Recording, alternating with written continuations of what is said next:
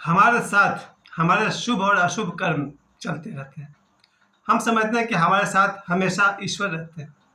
बिल्कुल सच है, हमारे साथ ईश्वर रहते हैं।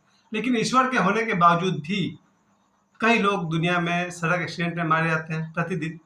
कुछ लोग रेल दुर्घटना में मारे जाते हैं, कोई प्लेन क्रैश में मारा जाता है, कोई कहीं और कोई कहीं और। इनके साथ भी तो हमेशा भगवान रहते हैं।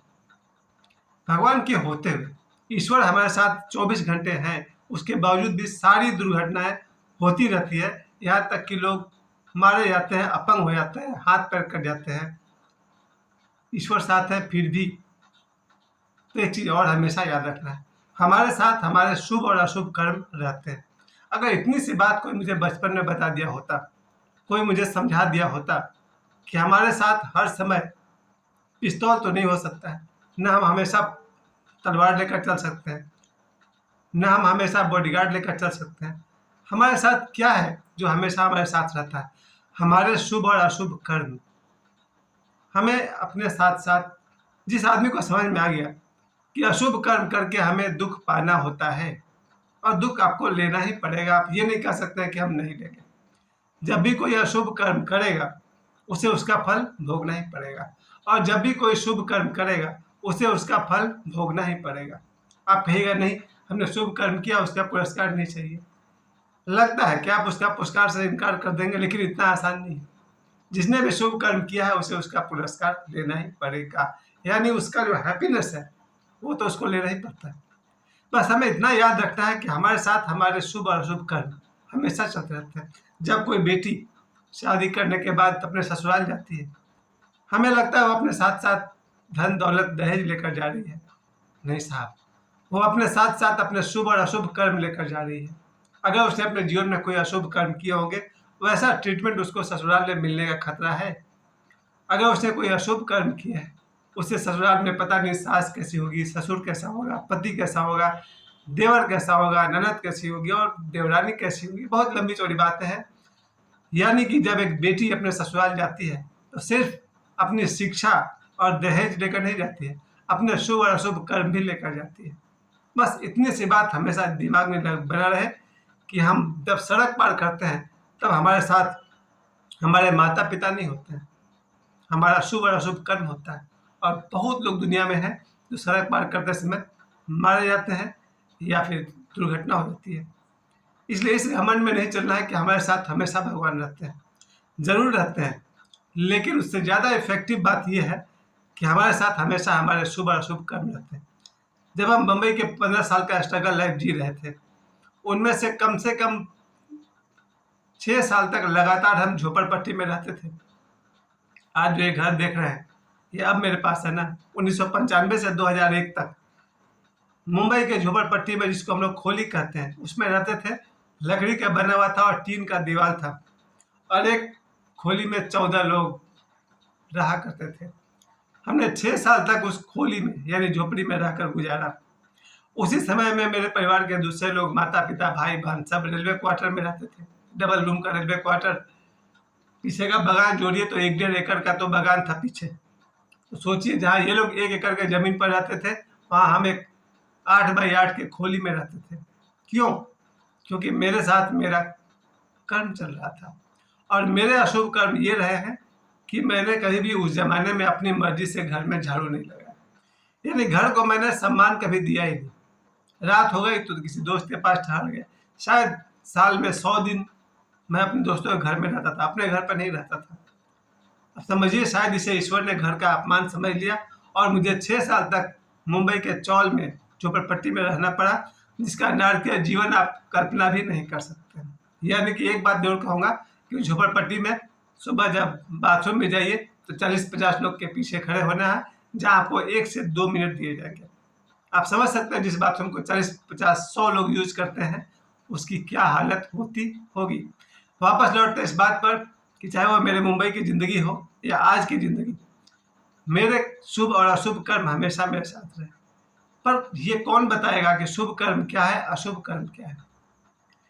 सब कम से कम जो नैतिक रूप से जो शुभ कहा गया वो शुभ है। मिनिमम अगर किसी ने हमें सिखाया है कि माता पिता का सेवा करना धर्म है, शुभ कर्म है, तो है। अगर हमें सिखाया गया है कि अपने अपने धर्म के अनुसार पूजा पाठ करना शुभ है तो है। माँ काली के मंदिर जाओ, हनुमान जी के मंदिर जाओ, बाबा धाम जाओ, वैष्णो देवी जाओ, तीर्थों की यात्रा करना शुभ कर्म है तो है। तो जगन्नाथ धाम भी मैं गया था, तो एक साधारण सी बात है कि धर्म का आचरण करना शुभ कर्म है।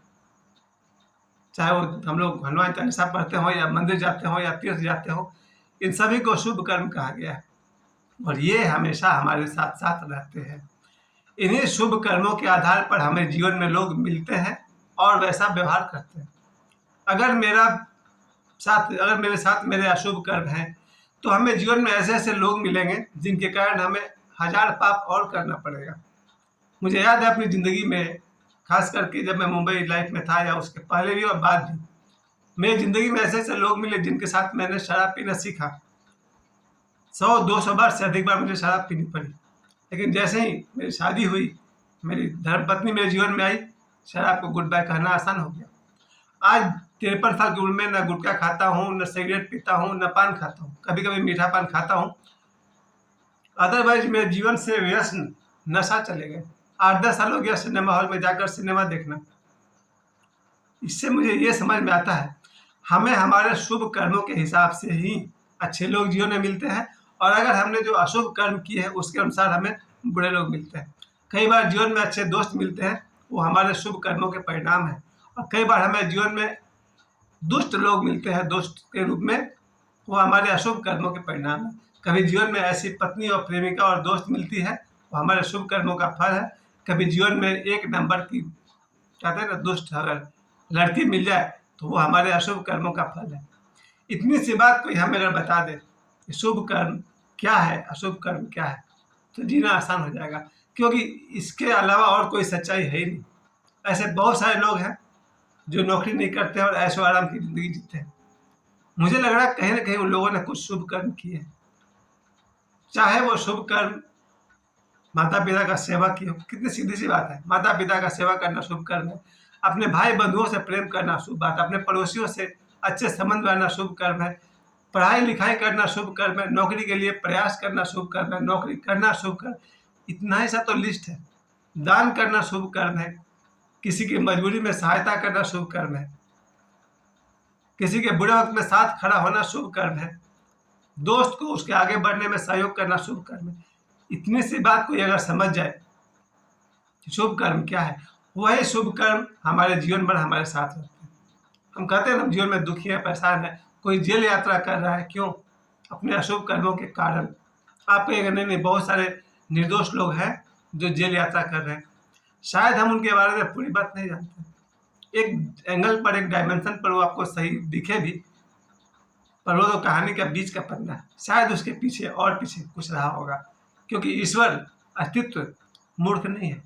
अगर कोई आदमी दुख भोग रहा है, कुछ न कुछ अशुभ कर्म उसने किए हैं, आज किया हो, कल किया हो, पिछले जन्म में किया हो, लेकिन अशुभ कर्मों का फल भोगना ही पड़ता है, क्योंकि हमारे साथ हमारे अशुभ कर्म चलते रहते हैं। और उसी तरह से अगर आज कोई आदमी अच्छे घर में रहता है, अच्छी गाड़ियों में घूमता है, बैंक बैलेंस अच्छी है, पत्नी सुंदर है, बेटा आज्ञाकारी है, बेटी बहुत अच्छी है, कहीं न कहीं उसने कोई शुभ कर्म किए हैं। इतनी सी बात हमारे अगर दिमाग में बैठ जाए तो हमारा आने वाला 50 साल, हमारे आने वाला जीवन सुंदर हो सकता है। बस इतनी सी बात याद रहे, हमारे साथ हमेशा हमारे शुभ कर्म रहते हैं। हम समझते हैं हमारे साथ ताबीज़ पहने हुए हैं, रुद्राक्ष पहने हुए हैं, अंगूठी पहने हुए हैं। सच्चाई तो यही है कि हमारे साथ हमारे शुभ कर्म और अशुभ कर्म हमेशा रहते हैं, बिल्कुल हमारे आत्मा से चिपके हुए, जिसे हम मन कहते हैं। आप जहाँ भी जाते हैं अपने मन को साथ में लेकर जाते हैं। हम किसी पार्टी में जाते हैं, खाना-पीना खाते हैं, भोजन मिलता है, कहीं किसी पार्टी में अपमान भी हो सकता है। क्यों? हमारे शुभ कर्म रिएक्ट करते हैं वहाँ पर, रिफ्लेक्ट करते हैं, हमारे अशुभ कर्म रिफ्लेक्ट करते हैं।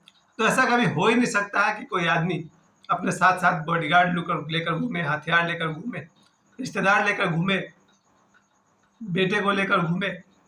नहीं, हमारे साथ हमेशा हमारे शुभ और अशुभ कर्म होते हैं और उसके अनुसार ही हमें फल भोगने पड़ते हैं, हमें सुख और दुःख भोगना पड़ता है।